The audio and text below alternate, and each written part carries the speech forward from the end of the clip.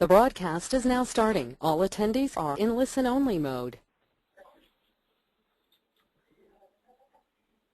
Hello, and welcome to the County Health Rankings and Roadmaps webinar on choosing effective policies and programs. Sorry, hang with me for just a second.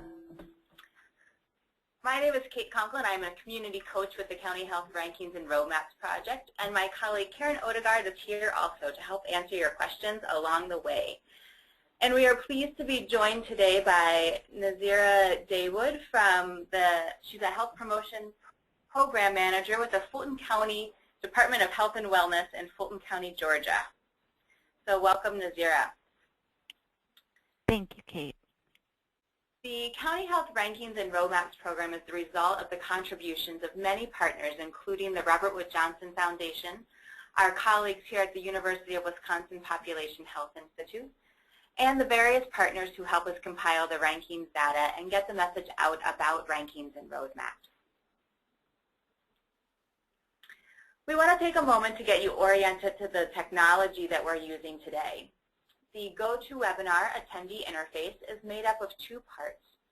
On the left, you can see the viewer window on which you'll see my screen throughout the presentation. And on the right, you'll see the control panel, which is where you can interact with us. Because of the number of people we have on today's webinar, we will be taking questions via the control panel. So you can feel free to enter questions in the control panel at any time, and we will answer them toward the end of the webinar. If we don't get to your question during the webinar, then we'll follow up afterwards with an email.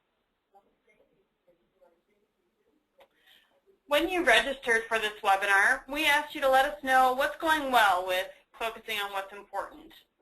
One of the key themes that came out of your responses is that communities are using data to drive priorities. So this is a great success that communities are experiencing with focusing on what's important. We also asked you what's been a challenge with this step. And these are some of those key themes. Some of you indicated that it's been challenging to set your focus, but also remain flexible to take advantage of opportunities as they arise. Others indicated that they struggle with whether they can influence change in the priority areas that they've selected. So we're hoping that today's discussion will incorporate some of these challenges and hopefully help you move forward in focusing on what's important. So here's a quick outline of today's webinar. We're going to start with a brief overview of the County Health Rankings and Roadmaps, just to get you acquainted with our site. We'll then talk with Nazeera about Fulton County and how they decided to focus their efforts on asthma. We'll have time for your questions before we wrap up. And again, if at any time during our presentation you have a question or a comment, please be sure to write to us in the question box. So we're going to start now, as we had indicated when you logged in, with a poll to get a sense of where communities are with focusing on what's important. So we'll give you just a few minutes, or a few moments. We call these our rapid response polls. We try to do them in about a minute to quickly get a sense of where our audience is. We thank you for taking a moment to participate in the poll. So we'll just let this go just for a few seconds more.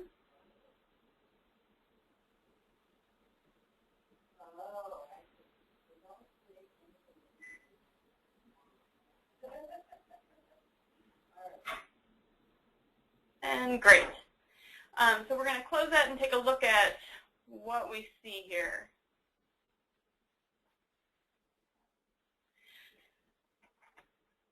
So we see a pretty good distribution across our options here, from some of you feeling like everything feels like a priority, which is often where communities are starting from, to those of you who have selected your priorities. So it looks like a pretty good spread, and would definitely at some point be interested in hearing from those of you who selected priorities, what went well in that process, and If you have tips to share at the end of the webinar, again, you can type those into the question box as well. Yeah, that would be great. We'd love to hear from you as we're presenting today. Any tips that Kate said, any tips or suggestions that you might have are helpful to share with others.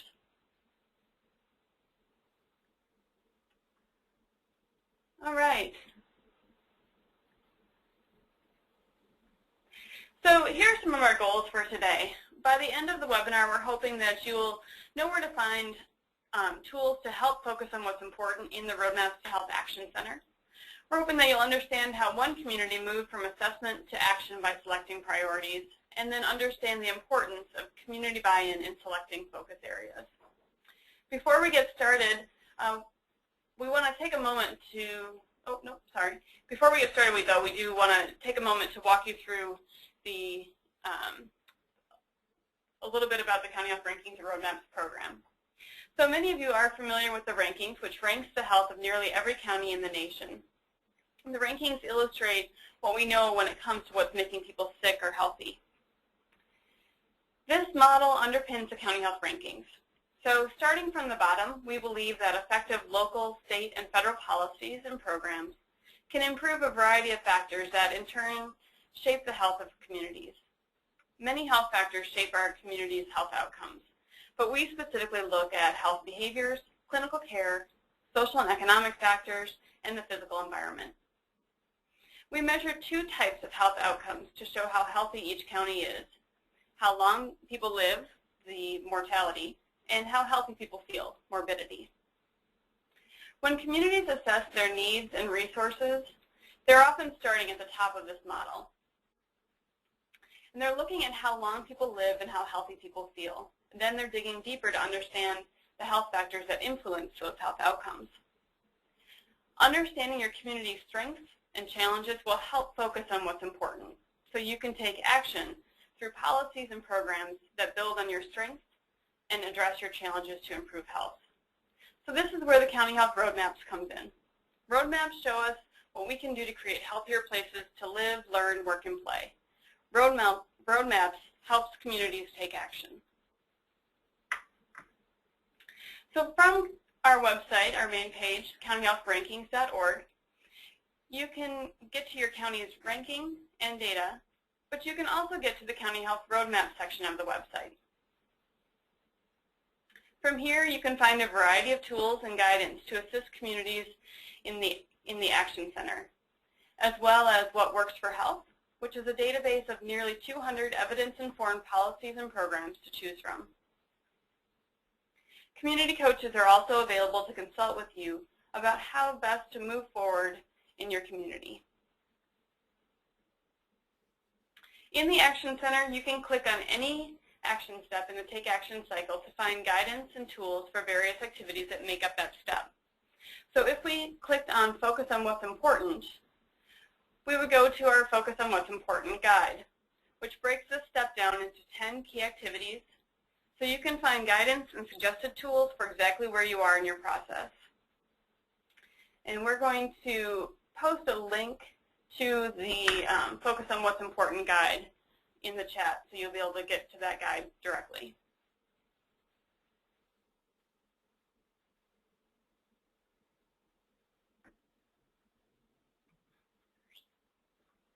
And now Kate's going to introduce Nazeera and tell us a little bit about where we're headed next. Yes. So thank you for the overview of the Roadmaps and Rankings website and where people can find some of the great tools and resources that are available there. Next, we're going to have Nazeera talk to us about what's going on in Fulton County and how they were able to select some of their priorities. So Nazeera Dawood has a master's degree in public health from the University of North Carolina, Chapel Hill, and a medical doctorate degree from Bangalore University in India. Dr. Dawood directs the activities of 7 health promotion coalitions formed to address major chronic diseases in Fulton County, Georgia communities. Under her leadership, Fulton County Chronic Disease Collaborative Partnerships have grown to over 400 businesses, organizations, and individuals. Prior to this position, she worked as a clinical researcher at Emory University. She served on the President's Commission on Race and Ethnicity, and was recognized as We Are Emory 100 Community Builders. She currently serves as a board member in the South Asian Public Health Association and is a fellow at the NACCHO's Survive and Thrive program. So welcome to Nazeera, and we're excited to have her bring her extensive experience to share with us today. Nazeera, are you there? Yes, thank you, Kate and Karen, again for the kind introduction and for giving Fulton County this opportunity to present on our successes and challenges as we move forward. Well, thanks for being here. So just to get us started, can you tell us a little bit about Fulton County? Sure. Fulton County, which is one of the 159 counties in Georgia, has the largest population of any county in the state, almost 920,500 residents, representing 10% of state's total population. As you can see from the map on the left, it stretches 70 miles from north to south. It's comprised of 14 cities and unincorporated area. City of Atlanta has a population of 420,000, and 93% of Atlanta's population reside in Fulton County. African Americans are the largest ethnic racial group in Fulton County, which is 43.5%, followed by whites, 40.8%, and Hispanics, Asians, and then others. Fulton County is also the leading distribution center for goods and services and a major financial, transportation, and telecommunication hub for the southeastern United States. Despite having overall favorable rates of health outcomes and determinants, Fulton has the greatest absolute burden of individuals affected by chronic disease, and you'll learn briefly why. And also the Fulton County government is unique because the elected 7-member lawmaking board of commissioners have the authority to promulgate and enforce health-related laws countywide, including the boundaries of unincorporated and incorporated municipalities. All right, thank you for that introduction to Fulton County. So can you tell us how asthma became a priority for Fulton County? Sure. There were several factors that played into choosing asthma as a priority. So let me give you a backstory quick. In 2008, the Georgia Department of Public Health put out a report for the Health Disparities Report. And Fulton County, as you can see from the map, which is the red red, which is marked red, got an F in mortality rates, which means extremely poor outcomes or extremely severe racial inequality. So the Board of Commissioners and the management saw this and wanted to address this issue, from which the Common Ground initiative was initiated, in which there was multiple departmental collaborations to come together, an integrated service delivery where public health and the clinical care services came in one building to offer services to the clients. So this was one factor that happened in 2008. In 2007, asthma was designated. City of Atlanta was designated as an asthma capital, and as the years went by, the Common Ground initiative philosophy was still moving on, but not with high energy as it was initiated. And also the asthma program management, there was a turnover, so the program manager left from asthma program. So in 2012, we had an opportunity to revisit the chronic diseases, and when we started building coalitions around chronic disease with mainly community involvement and promoting policy systems and environmental changes, there was some interest that came about, which you'll see in the next slide, about asthma from the leadership as well as from the Board of Commissioners.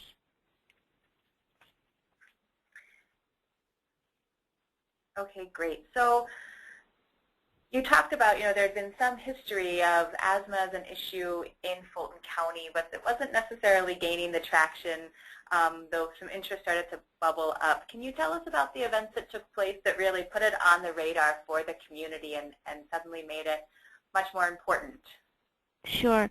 It was interesting that Commissioner Emma Darnell, whose picture you see here, who's the commissioner for District 5, showed an interest in asthma, and that's because of the disparity mortality rates in asthma compared with Districts 5, 6, and 7, which showed higher mortality rates compared to the other districts in the north. As I showed in the map earlier, Fulton County North and South, even though the medium temperature looks normal, the head is in the freezer and the feet is in the oven. That's what my boss always says. So the medium temperature looks normal, but there's huge disparities, such as asthma. So Commissioner Darnell passed a resolution in Jan of 2012 to revisit the asthma issue and to come up with an action plan to address and reduce the health disparity in relation to asthma. And also there were child deaths, 4 or 5 deaths in again related to asthma during that time, which caught an interest from national agencies as well. So you said that the commissioner in District 5 that we see here, she really kind of spurred and spearheaded this initiative to work on asthma, and there were disparities in her specific district. How did she know about this? If we go to the next slide, Kate, you'll see that District 5, 6, and 7 sort of have the higher mortality rates per 100,000 in relation to asthma. And also if you see in the map on the right, you'll see those pockets of higher prevalence of ER discharge visits are concentrated around those districts 5, 6, and 7. So the reason that there was a heavy disparity, huge disparity, and also because we had the Common Ground initiative to rebring this issue became her interest. And also she's a senior. She's known for her services to the seniors. So as she started talking to more seniors and in the community, she started hearing about more issues with asthma. So she was able to bring up the resolution. And also, again, as the data clearly speaks, higher ER visits in those districts and mortality rates as well. Great. So you clearly have some data that was showing you that there was definitely some disparities and some issues going on in the community. But you actually went back and looked at this kind of after the fact of asthma becoming a priority in Fulton County. Were you concerned that you hadn't done maybe a community survey or talked to the community first? At the community, so at this time when we started building the coalition, when we started talking to the community and asking them about needs assessment and conducting surveys, we could see this tension from them, sort of saying, hey, we've been asked enough questions. We've been asked questions by the universities, by the nonprofit agencies. Can we get into action now? So that's what we kept hearing again and again, to say, you know that's the problem. Your map shows you that's the problem. So let's get on to action. So we heard that again and again from the community. So what we did, as I said, we already had the Healthy Heart Coalition, the Diabetes Coalition, and the Smoke Free Coalition going on, which was showing success because of deep community involvement and community leaders. So the co-chairs of each of these coalitions were community leaders who would work and bring similar stakeholders to the table to work on action plans. The unique thing about these coalitions where they were educated by us on policy systems, environmental changes. Even though we told them programs are important, education is important, they need to move beyond programs and education to have a sustainable change that is policy systems, environmental changes. So these coalitions are very aware of such changes. And with the FAIR Coalition specifically, on May 1st, 2012, we held a summit and 120 agencies, organizations, individuals, key stakeholders, community members attended this. Again, the highlight of the coalition were the asthma moms.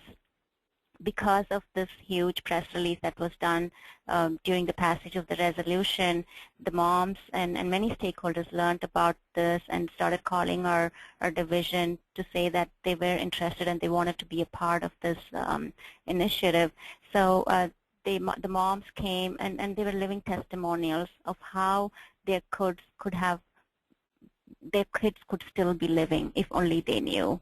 As simple as using an EpiPen, as simple as having an action plan on what to do next. So they were, I would say, they are the spokesperson. They are the front runners of this initiative, and it gained real traction from all community members because we said this is not just the first meeting, but we're going to have continuous activities and sustainable changes moving forward. So as you see in the picture, Commissioner Darnell, who's unveiling the poster of the kids, which are the faces of asthma in Fulton, our story, Brennan and Kellen's poster, along with the health director and the medical director, with the community members present there, really showed that we were committed to this effort and wanted to move along with the community to make these changes and improve and increase awareness. Great, thank you. So Nazeera, I think that your story of so far really shows that a lot of times we think that priorities that we focus on have to come out of a formal community health assessment process, that we first need to collect all the data, we need to collect all the information from the community via surveys or focus groups, and then sit down with a list and pick our priorities. And oftentimes that is what happens, and it sounds like you in some cases had some of those already selected and we're working on them, but you really show the need and the importance of being flexible and responsive to community needs in real time, that sometimes priorities emerge even though we're already working on some other things, and it's important that we are able to be flexible and nimble in what we're looking at, what we're focusing on, to be able to respond to an immediate community need that arises. So I really appreciate you sharing that part of the story with us, because I think sometimes we forget that that actually is a really important piece of the process. This is Karen, and one thing I also want to point out about your story, Nazeera, that I think is so interesting, is the fact that the data was pointing you toward asthma as an issue in your community and as a priority, but the political will and the community will wasn't there earlier on, and so that didn't become one of your key focus areas before. But as that political will shifted and as that community will shifted, then you could really move it into your plan of action for the community. Yes, definitely. I agree with having Commissioner Darnell on board really helps her championing this effort. Things get moved faster and efficiently, and we moving towards outcomes. Great. Well, I think that takes us to our next slide, that when you do have that political will, that community support behind you, that no matter what the data says, if that's not there, it's not likely you're going to be very successful in making things happen. And you really had both political will and community energy, which meant you were able to really move into action. So can you tell us a little bit about the strategies that the FAIR Coalition is using to address asthma? Yes. So as you can see from the picture here, we followed the three-legged stool. One was policy, systems, environmental changes. As I said, I always tell our coalition members my middle name is PSE, so I make sure it's ingrained into when they're attending the meetings. PSE is as important for this initiative to be sustainable. So we started working with the Head Start centers across Fulton County, and the director got very interested in what's called the School Flag program, which is implemented by the EPA, and we were able to implement the School Flag program to prevent asthma in kids in 24 schools. So that was a huge MOU that we had an agreement between the health department and the Head Start centers that didn't happen before. And we were able to connect with the largest community health hospital, which is called the Grady Health System here, and talk to them and start the conversation and the dialogue to say, we have the free in-home assessments that is available for eligible participants or the residents in Fulton County, and they had the clientele who were ER frequent flyers due to asthma, kids or adults. So when we started talking, we said, hey, we have something that you can use and you have something that you can use. So just connecting the dots, and you'll see in the next slide later of what happened because of connecting those dots. Again, policies, this coalition is also working around policies. Their focus is on indoor air quality as of now, and the education committees. The committees have been formed in these coalitions. The support committee, behavioral change committee, resource and education committee, and the treatment committee. We just had a recent treatment kickoff where the physicians were present, the in-home community health workers were at the same table, the state, the local officials, the community members whose district had the highest asthma rate.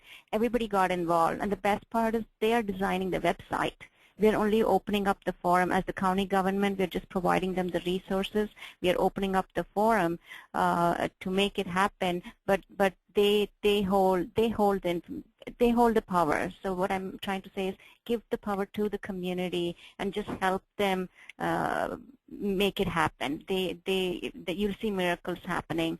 They are designing the website. At some point when you share the link, you'll know that this is not hi-fi, sophisticated, professional website, but these are community members who are unpaid volunteers, very interested in making a change, who can consider this as value-added work because they're already working to reduce asthma, but coming together, they really are committed to reduce asthma rates as well as give a voice for Brennan and Kellen in Fulton.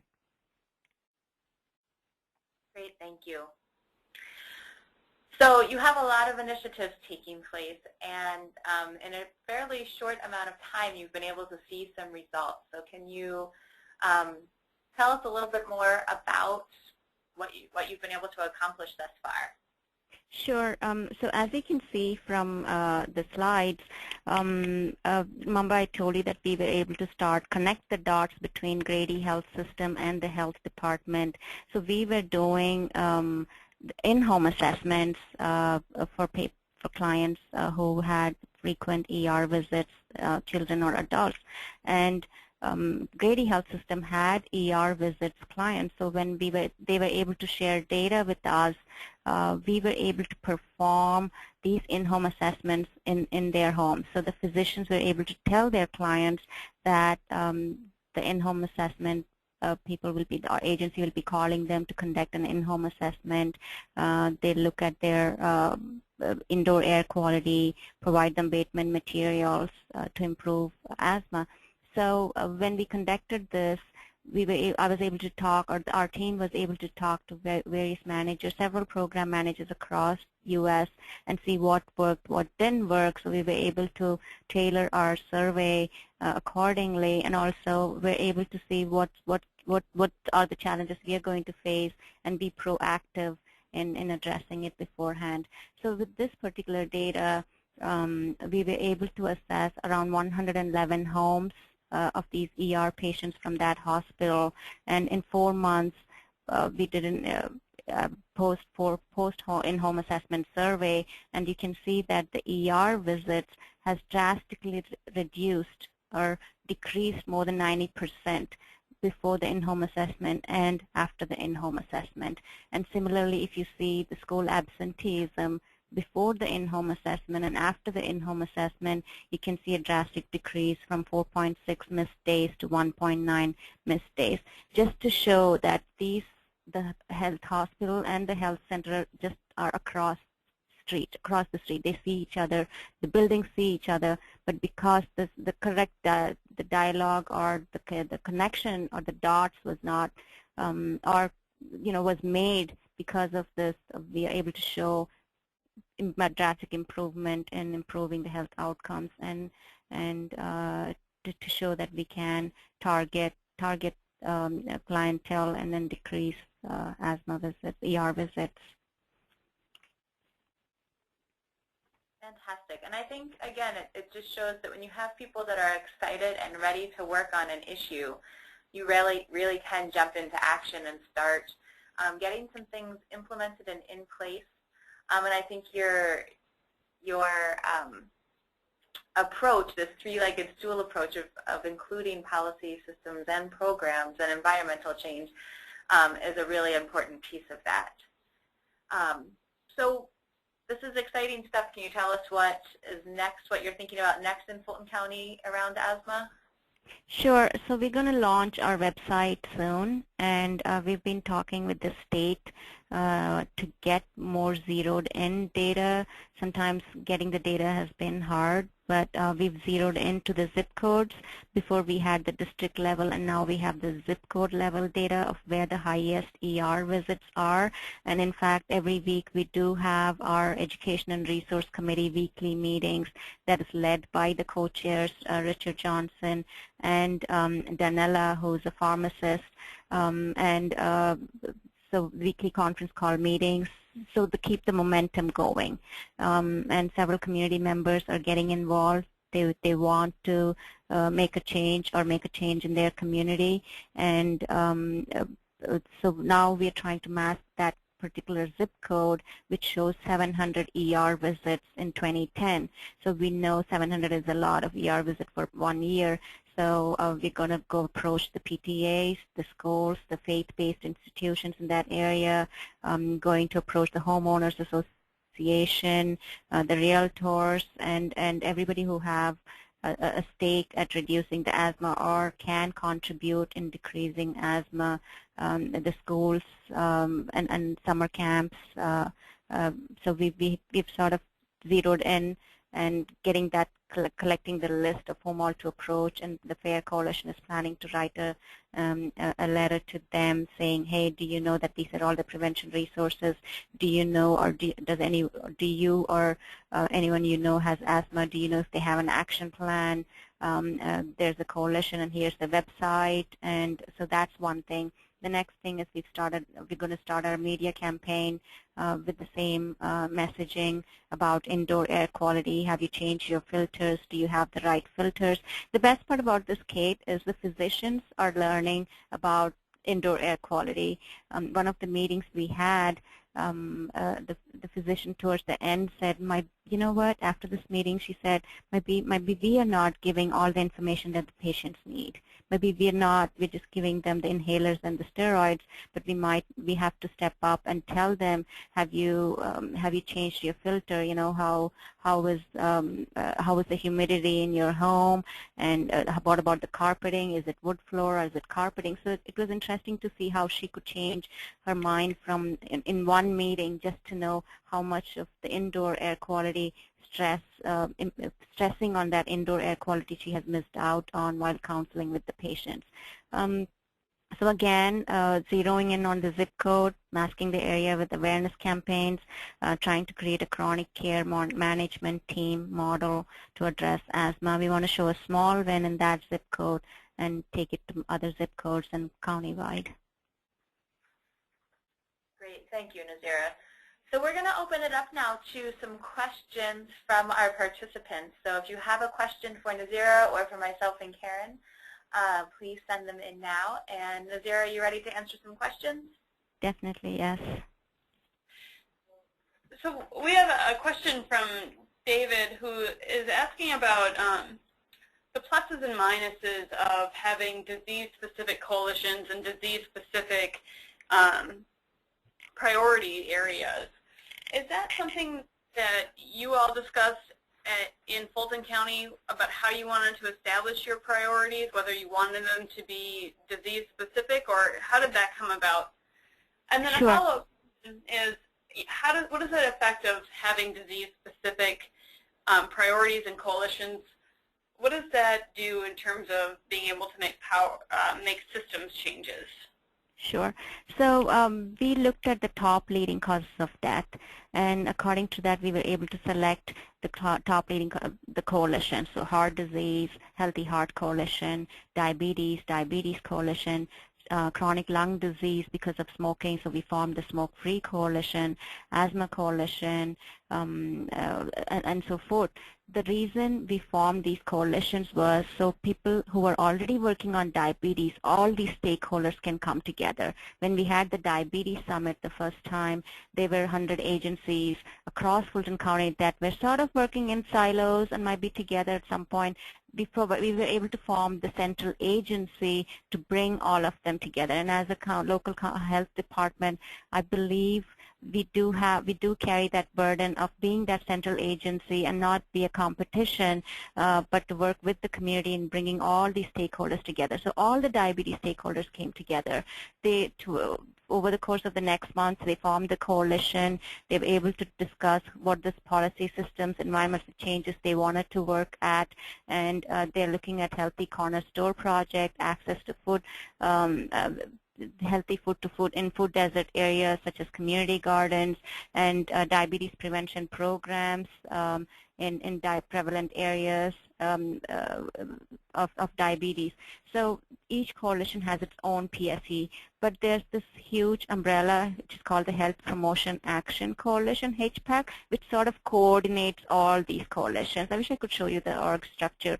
But each co-chairs from these coalitions come and form the steering committee members of the umbrella coalition. So they're able to share and coordinate and integrate services. So nowadays when the Smoke-Free Coalition members go out, they also take the diabetes message along with them. And each of the coalitions have started to integrate on and work together on community gardens. Again, this is not easy. I mean, huge challenges, because here you are giving the leadership to the community members to become co-chairs, and just you as a county health officials are providing that forum and the TA and removing the obstacles so they're able to move forward, and you're helping them find resources and such. So each coalition, I've seen a huge benefit because these are asthma people. Asthma coalition members are mostly working on indoor, outdoor air quality and management and all that. So all of them coming together to focus on asthma.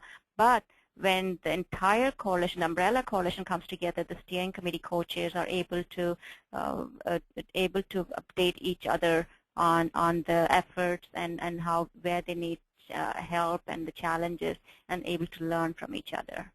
It feels like a small family with the steering committee because they know each other and are moving, and every step is being communicated to the other coalitions as well. And Nazeera, I think just to add to that, I think hearing that there is that steering committee that connects all of those different coalitions, I think makes a lot of sense, because I think what we sometimes caution communities against in terms of picking a disease-specific priority would be potential kind of duplication of efforts, that some of those efforts and some of the causes of heart disease and diabetes and asthma might be similar, and so a community might not have the capacity or the resources to actually work on those things individually, and might not want to. But I think in a really large metro area where you clearly have capacity and resources, I think this goes again to every community is going to be different, and things that make sense in one community don't always make sense entirely in another community. You might have more of a chronic disease coalition looking very broadly at all of these different things, or a nutrition and physical activity coalition, or an indoor air. So I think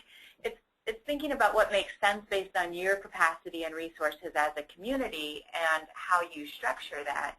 So I think, though, it sounds like in Fulton County that connection at the steering committee level is reducing some of the duplication of effort. I also think it could be a strength if you're trying to get some indoor air pass, that you have people that are working on asthma that are fighting for that, as well as people who are working on, lung disease or something like that, that you might actually strike up some different relationships and bring forces together. So I think that's a great point, David, and I do think that it should be something that communities should talk about and think about.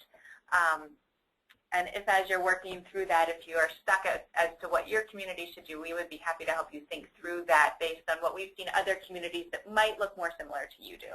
Yeah, and I have seen some communities who do keep taking that step back. Okay, what causes that? What causes that? And then they get down to a couple of key root causes that's where they set their priorities at. And I think, like Kate has mentioned, that makes good sense, especially when you're really, you're trying to make the most out of limited resources in a smaller community.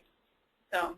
But if you have 150 people that are already interested in working on diabetes and you can bring them together, that's a lot of energy in one room that you may not get if you narrow your focus. So it's just weighing your options. And again, I think the question was, what are the pluses and minuses? And there are both. And so it's figuring out for your community if the advantage lies on one side or the other and what you should do.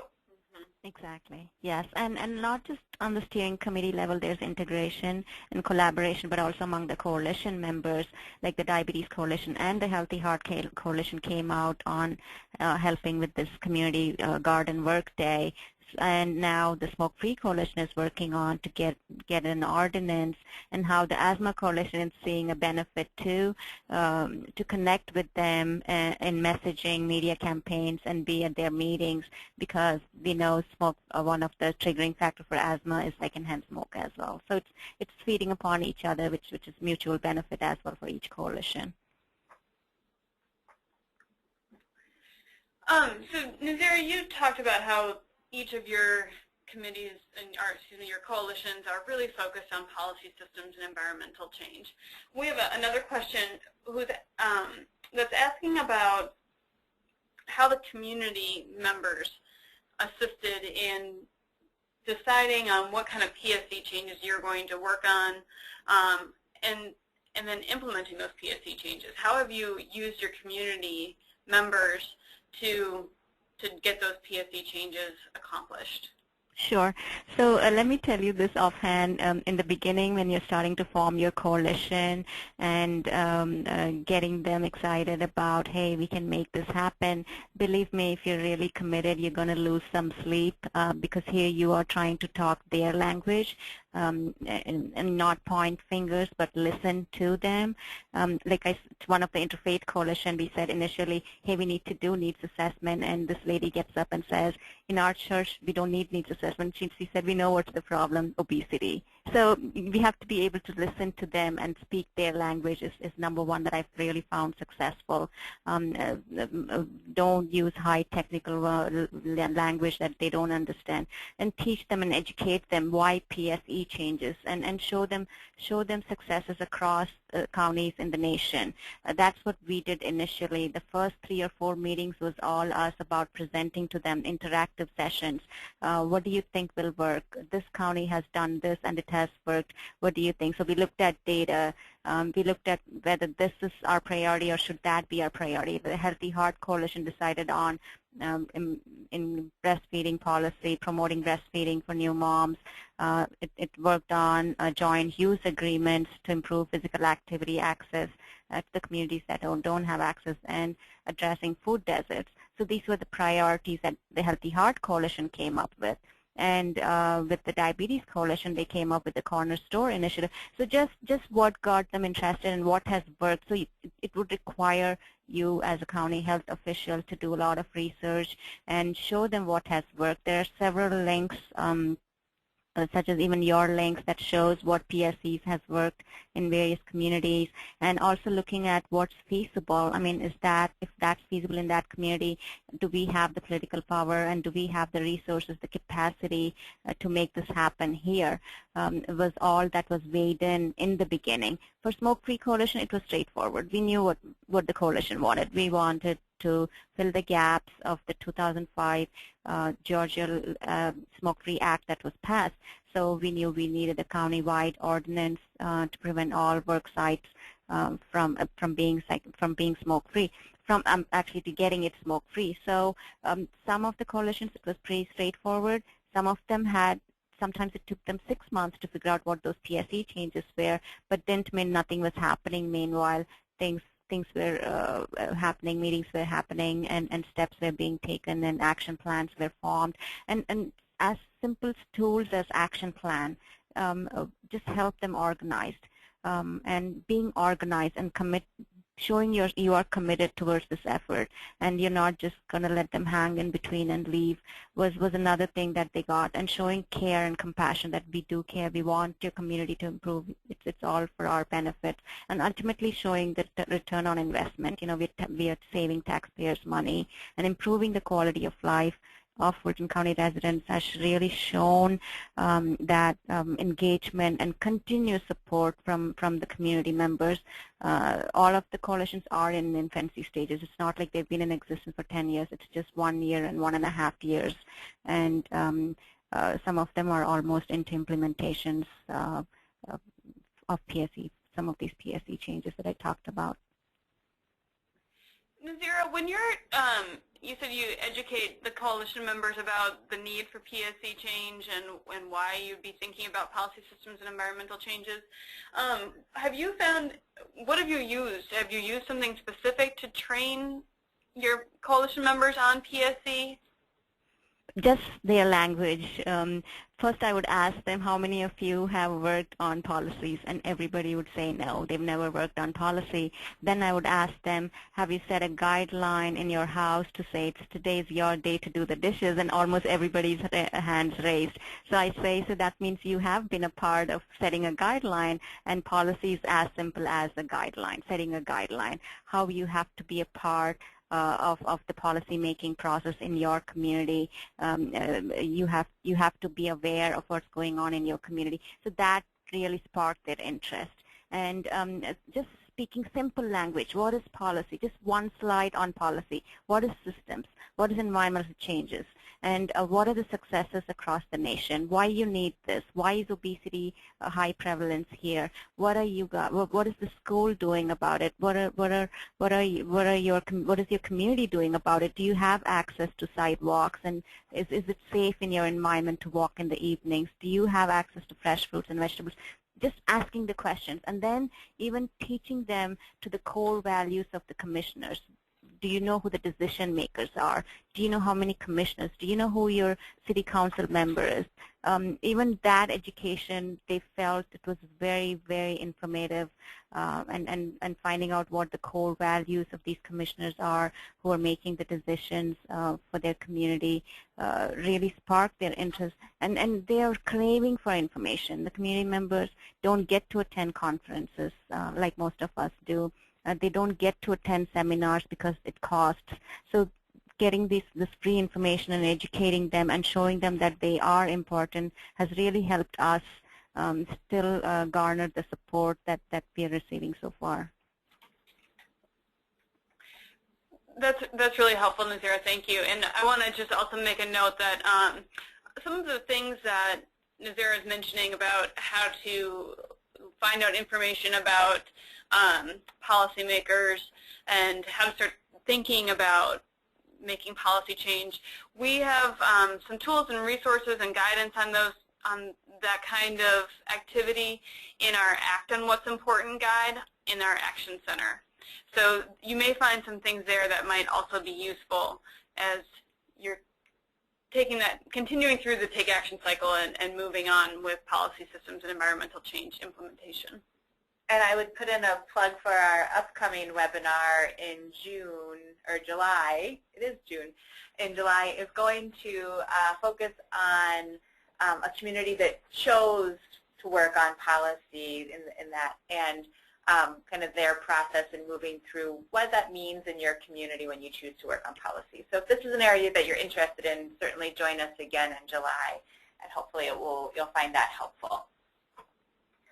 And I'm just going to post a link here of where you can go to find out about our upcoming webinars. You can also find recordings from past webinars here, and go ahead and register for that webinar that's coming up in July.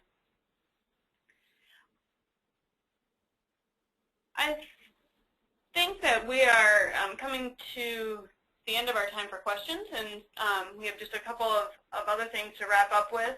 But we want to thank you for your questions, and those of you who have some questions that we did not get to today, we will follow up with you via email in the next week or two.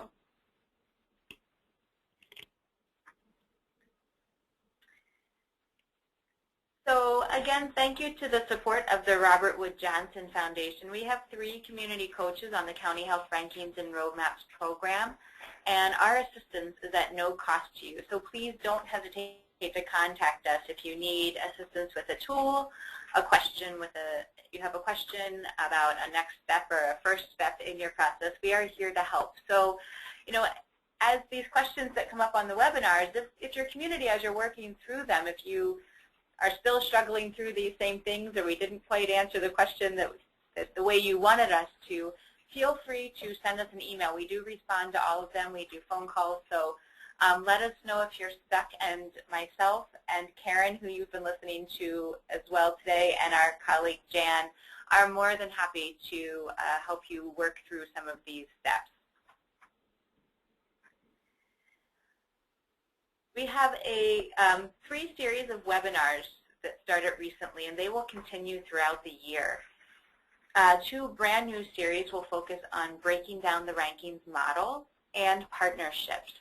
And the Take Action webinar series will also be offered again this year. So this was the second of the steps in the Take Action series. As I mentioned, our Choose Effective Policies and Programs webinar is coming up in July.